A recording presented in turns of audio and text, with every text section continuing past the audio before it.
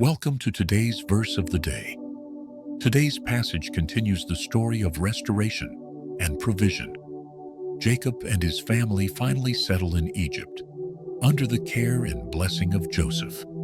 In these verses, we witness God's favor in a foreign land, Joseph's wisdom in times of famine, and the faith of Jacob as he prepares for the end of his journey.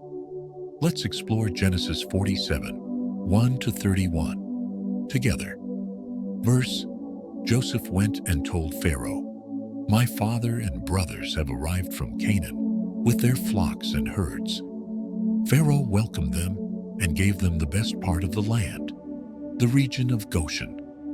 Joseph presented 5 of his brothers before Pharaoh.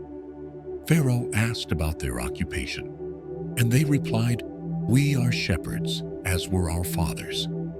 Pharaoh said to Joseph, "Let them live in Goshen, and if any among them have special ability, put them in charge of my livestock."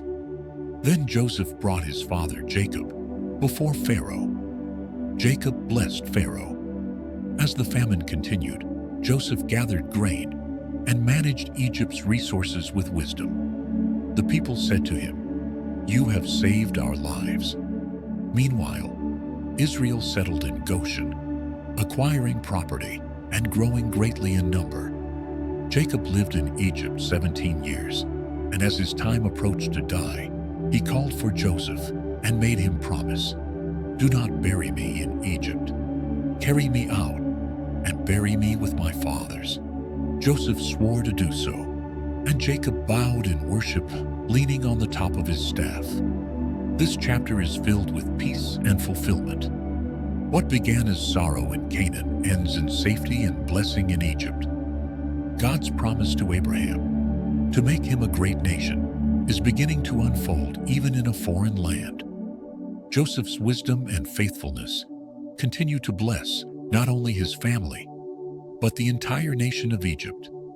And Jacob, nearing the end of his life, shows us what true faith looks like, trusting God's promises beyond his own lifetime. Even in exile, God's hand provides. Even in famine, his favor flows. Are you in a season that feels unfamiliar or far from where you thought you'd be?